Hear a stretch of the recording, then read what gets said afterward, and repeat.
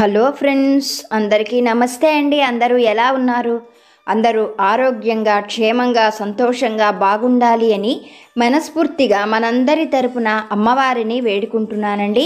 మీ అందరికీ ఒక చిన్న రిక్వెస్ట్, కొత్తగా ఎవరైనా మన ఛానల్ని చూస్తున్నట్లయితే ఛానల్ని సబ్స్క్రైబ్ చేసుకోండి, వీడియోని పూర్తిగా చూడండి. వీడియో నచ్చితే ఒక లైక్ చేసి సపోర్ట్ చేయడం మాత్రం మర్చిపోకండి. మనం కోరుకునే ప్రతి కోరికను మనకు బాబాగారు తప్పకుండా అనుగ్రహిస్తారు. నమ్మకంతో, భక్తి శ్రద్ధలతో బాబాగారు మనకి చెప్పినట్లుగా చేసినట్లయితే ఎంత కష్టమైన సమస్య అయినా కూడా బాబాగారి అనుగ్రహంతో తొలగిపోతుంది. బాబాగారు ఎప్పుడూ చెప్పినట్లుగా శ్రద్ధ సబూరితో ఉండేవాళ్ళు ఏ పనినైనా కానీ సాధించగలుగుతారు, వాళ్ళు కోరుకున్న మంచి జీవితాన్ని జీవించగలుగుతారు అని బాబాగారు సచ్చరిత్రలో చెబుతూ ఉంటారు. అలాగే మన సాయి సమర్థులు మనకి చెప్పినట్లుగానే మనం ఇంత మంచి మాటలు వినగలుగుతున్నాము అంటే అది బాబాగారు మనకి ప్రసాదించిన వరంగా భావించాలి. మనం ఏం చెయ్యాలో కూడా బాబాగారు చెబుతారు, ఎలా చెయ్యాలో చెబుతారు. మనల్ని ముందుండి ఒక తండ్రిలాగా బాబాగారు నడిపిస్తారు. ఈరోజు కూడా బాబాగారి నుండి ఒక చక్కని సందేశాన్ని మనం తెలుసుకోవడానికి ప్రయత్నం చేద్దాము. వీడియోని చూసిన వాళ్ళు లైక్ చేయడం మాత్రం మర్చిపోకండి.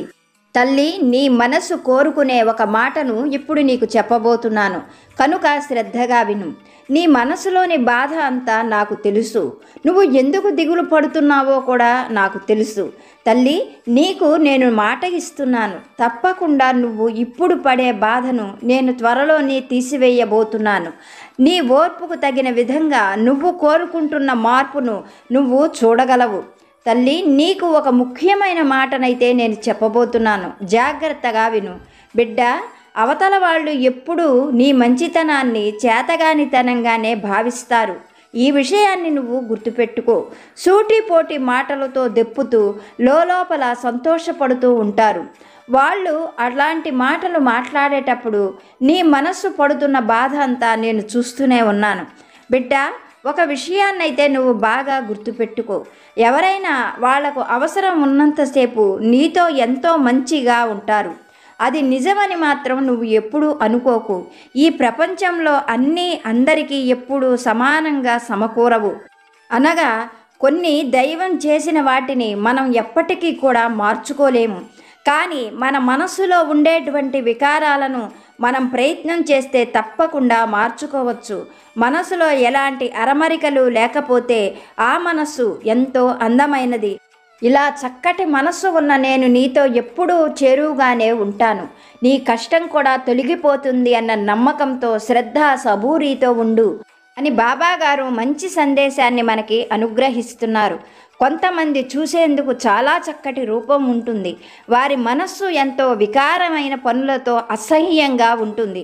కొంతమంది చూసేందుకు అందంగా లేకపోయినా వారికి మంచి హృదయము, చక్కటి మనస్సు ఉంటాయి అని బాబాగారు చెబుతున్నారు. మనకు బాబాగారు చెప్పేటువంటి ఈ మాటలలోని సత్యాన్ని ఆ తండ్రి దయ వలన ఒక చిన్న కథ రూపంలో తెలుసుకోవడానికి ప్రయత్నం చేద్దాము. పూర్వం ఒకానొక గ్రామంలో ఒక వర్తకుడు ఉండేవాడు. ఆ వర్తకుడు ఎంతో ధనాన్ని సంపాదించాడు, ఎన్నో వ్యాపారాలు చేశాడు. ఆయనకు 2 ఆడపిల్లలు. పెద్ద కూతురి పేరు శాంత, రెండో కూతురి పేరు సరోజ. ఆ 2 ఆడపిల్లలు యుక్త వయస్సు రాగానే వారికి చక్కగా వివాహం చేయాలి అని ప్రయత్నించాడు ఆ వర్తకుడు. పెద్ద కూతురు శాంత చూడగానే ఆకట్టుకునేంత అందమైన రూపం కాదు, సాధారణమైన అందచందాలతో ఉండేది. ఎంతో శాంతంగా నెమ్మదస్తురాలుగా ఉండేది. అందువల్ల ఆ వర్తకుడు ఆ అమ్మాయికి చాలా ఎక్కువ కట్న కానుకలు ఇచ్చి నగరంలో మరొక వర్తకుడైనటువంటి దేవయ్య అనే అతనికిచ్చి వివాహం ఘనంగా జరిపించాడు. దేవయ్య పరమ లోభి, పిసినారి. ఎక్కువ కట్నానికి ఆశపడి ఆ కట్నం డబ్బుల కోసమనే శాంతను వివాహం చేసుకున్నాడు. శాంతకు వివాహం జరిగిన కొన్ని రోజులకే దేవయ్య తీరుతెన్ను అర్థమైపోయింది. అతని మనస్తత్వం ఏంటో పూర్తిగా అర్థమైన శాంత ఏమీ చెయ్యలేక అతను ఏమన్నా కానీ బాధపడుతూ ఉండేది. దేవయ్య మాటకు ముందు ఒకసారి, మాటకు వెనక ఒకసారి అనాకారి అంటూ ఆమెను చాలా ఎగతాళిగా మాట్లాడేవాడు.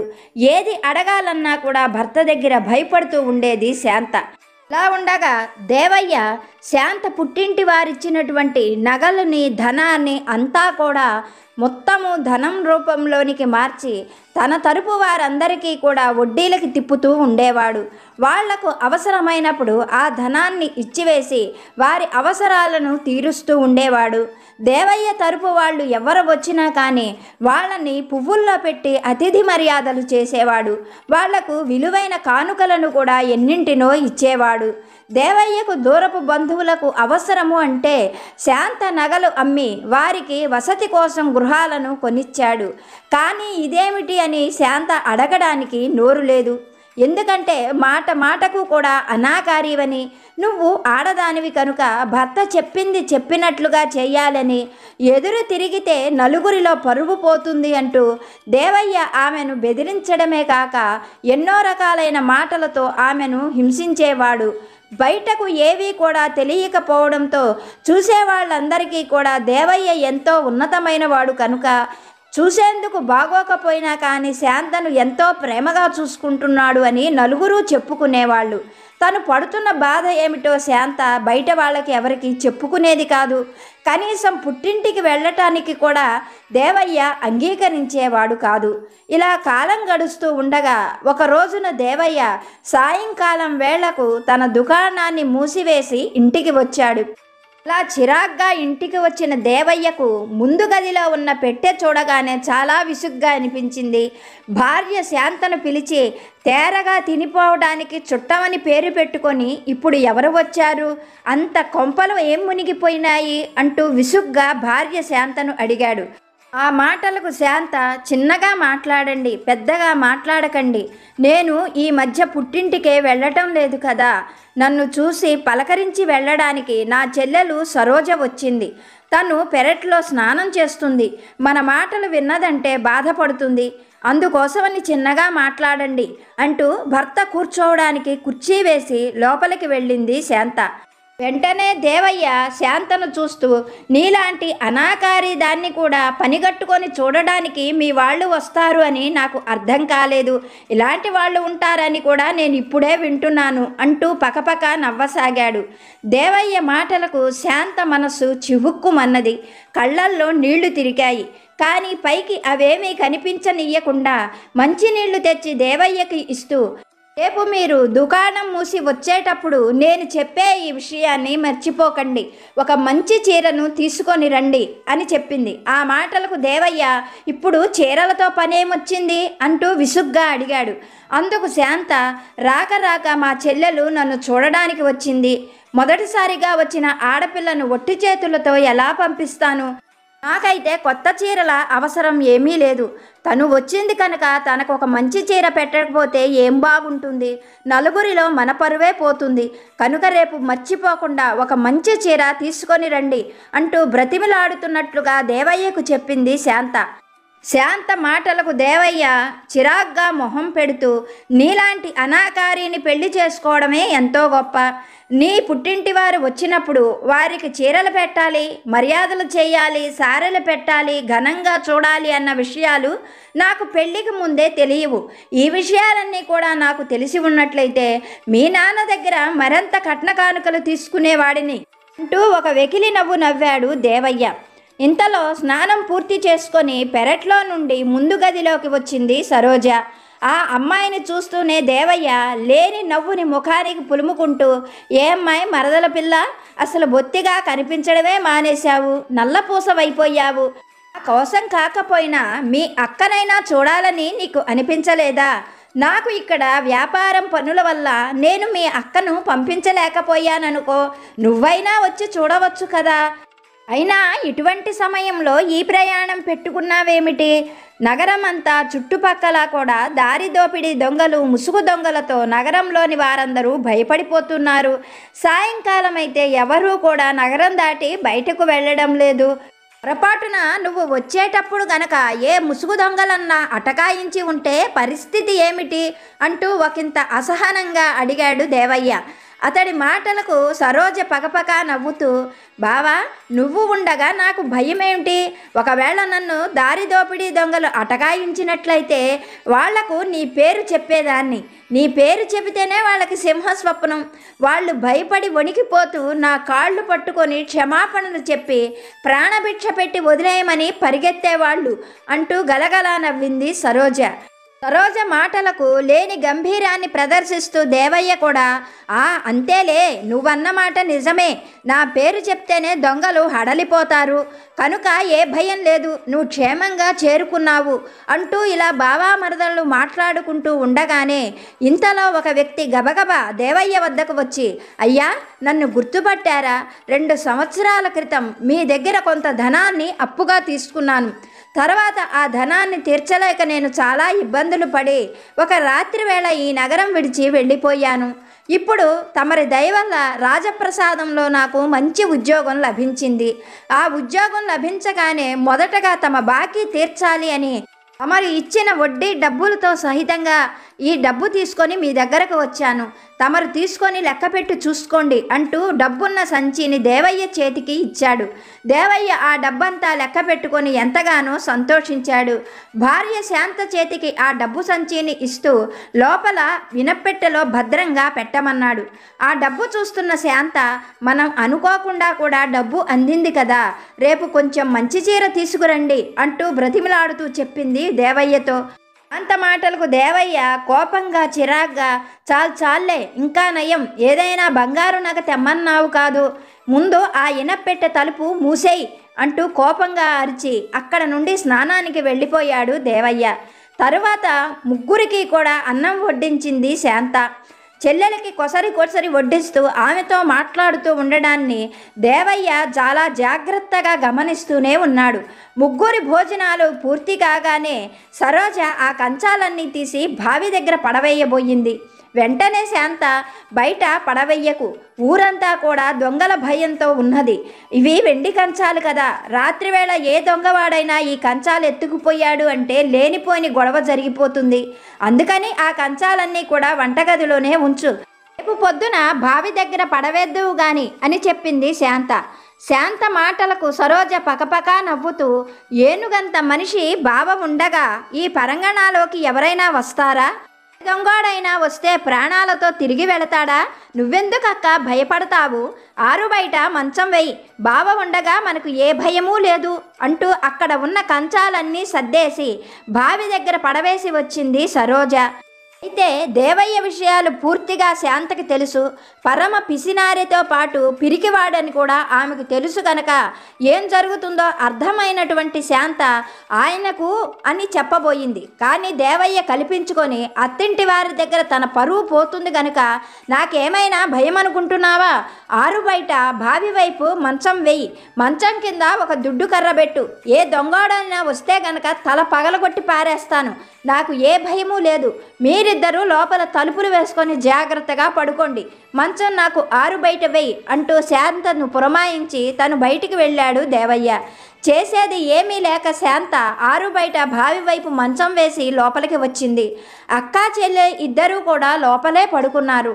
బయట పడుకున్న దేవయ్యకు కాళ్ళు చేతులు వణికిపోతున్నాయి. రాత్రి చాలాసేపటి వరకు దేవయ్యకు నిద్ర పట్టలేదు.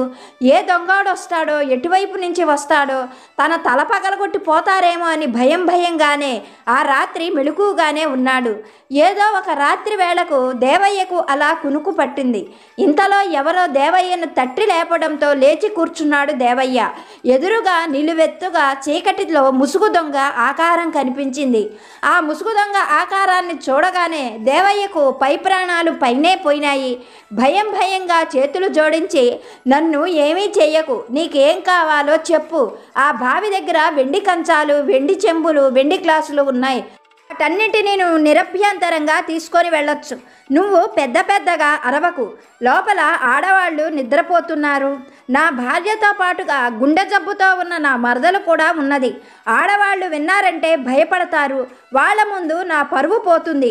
నీకు కావలసినవేమిటో చెప్పు, నా ప్రాణాలు తీయకు అంటూ తన మంచం కింద ఉన్న దుడ్డు కర్రను పైకి తీయడానికి ప్రయత్నించాడు దేవయ్య. అది గమనించిన ఆ ముసుగు దొంగ, ఏంటి, నీ దగ్గర ఉన్న దుడ్డు కర్రతో చంపి నా ప్రాణాలు తీయగలననే అనుకుంటున్నావా? నేను నీ ఎంగిలి కంచాలు మోసుకొని పోవడానికి రాలేదు. మర్యాదగా నువ్వు దాచిన ధనమంతా ఇక్కడికి తీసుకురా, లేకపోతే ఈ కత్తితో నిన్ను అడ్డంగా చేరేస్తాను అంటూ పెద్ద పెద్దగా అరిచాడు ముసుగు దొంగ. దొంగ మాటలకు అతని చేతిలోని కత్తి చూడగానే దేవయ్యకు పై ప్రాణాలు పైనే పోయినాయి. నోట మాట రావడం లేదు. అతను దొంగను చూస్తూ, మీరు పెద్ద పెద్దగా అరవకండి, మీరు కోరుకున్నట్లుగా నేను ఇప్పుడే వెళ్ళి ధనాన్ని తీసుకొని వస్తాను. మీ దగ్గర ఉన్న ఆ కత్తిని లోపల దాచుకోండి, ఈ దుడ్డు కర్రని చేతిలో ఉంచుకోండి, కత్తి కన్నా దుడ్డు కర్ర ఎంతో మేలు అంటూ వంటగది కిటికీ దగ్గరగా వచ్చి శాంత శాంత అంటూ గొంతు పెగిల్చుకొని పిలిచాడు దేవయ్య. భర్త పిలుపుకి కళ్ళు నలుపుకొని పైకి లేచిన శాంత కిటికీ దగ్గరగా వచ్చి, ఏమండి, భయంగా ఉన్నదా? లోపలికి వస్తారా? తలుపు తీయమంటారా అని ప్రశ్నించింది. అందుకు దేవయ్య, నీ మొహం తెలివి ఏడ్చినట్టే ఉంది. అత్యవసరంగా డబ్బు అవసరం పడి ఓ పెద్ద మనిషి వచ్చి బయట నుంచొని ఉన్నాడు. అక్కడిని ఎక్కువసేపు బయట నుంచోబెట్టడం వీలు కాదు. నిన్న మనకు రావాల్సిన బాకీ డబ్బులు వచ్చాయి కదా, ఆ డబ్బులు ఇనప్పెట్లోనే కదా పెట్టాము, అవి తీసుకొని తొందరగా రా అని చెప్పాడు. భర్త మాటలకు శాంతకు ఆశ్చర్యం కలిగింది. వెంటనే ఆమె వెళ్ళి ఇనప్పెట్టులో నిన్న దాచినటువంటి ఆ డబ్బు మూట సంచిని తెచ్చి భర్తకిచ్చింది. దేవయ్య ఆ సంచిని తీసుకొని వెళ్ళి ముసుగు దొంగకిచ్చాడు. వెంటనే ముసుగు దొంగ దేవయ్యను మంచం పైకి ఒక్క తోపు తోసేసి చీకట్లో కలిసిపోయాడు. దేవయ్యకు ఇంకా మరి నిద్ర పట్టలేదు. ఎంతో కష్టపడి సంపాదించిన సొమ్ము, రాదేమో అనుకున్న సొమ్ము 2 ఏళ్ల తర్వాత వడ్డీతో కూడా వచ్చింది అని ఆనందించేలోపు ఇలా దొంగల పాలైపోవడంతో దేవయ్యకు మారు మాట రాలేదు. తెల్లవార్లు కూర్చొని బాధపడుతూనే ఉన్నాడు. ఎలాగో తెల్లవారింది. దేవయ్య నిద్రలేచి తన పనులన్నీ ముగించుకున్నాడు. మరదలతో కానీ భార్యతో కానీ ప్రశాంతంగా మాట్లాడలేకపోయాడు. సమయం కావడంతో ఇంకా దుకాణం తెరవాలి అన్న ఆలోచనతో బయలుదేరుతూ ఉండగా మరదలైన సరోజ దేవయ్యతో, బావా, నేను సాయంకాలం వెళ్ళిపోతాను. హడావిడిగా రావడం చేత అక్కకు ఒక మంచి చీర కూడా తేలేకపోయాను. నేను నీకు ఇప్పుడు డబ్బులు ఇస్తాను, వచ్చేటప్పుడు అక్క కోసం ఒక మంచి చీర తీసుకొనిరా అంటూ డబ్బులతో ఉన్న ఒక సంచిని దేవయ్య చేతిలో పెట్టింది సరోజ. ఆ సంచిని చూడగానే దేవయ్యకు ఆశ్చర్యము ఆనందము కలిగింది. ఆ సంచి రాత్రి తను దొంగకిచ్చిన సంచి. కానీ ఆ సంచి సరోజ చేతికి ఎలా వచ్చిందో దేవయ్యకు అర్థం కాలేదు. భార్య శాంతను, మరదలు సరోజను మార్చి మార్చి చూస్తూ సరోజ వైపు తిరిగి, ఈ సంచి నీకు అంటూ నసగసాగాడు. అప్పుడు సరోజ నవ్వుతూ, బావా, నేను ఈ ఇంటికి వచ్చిన దగ్గర నుండి మొత్తము గమనిస్తూనే ఉన్నాను. నిన్న నువ్వు వచ్చిన దగ్గర నుండి అక్కతో ఏం మాట్లాడావో అన్నీ నేను విన్నాను.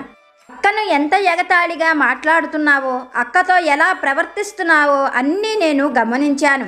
అనాకారిగా పుట్టడం అక్క తప్పు కాదు.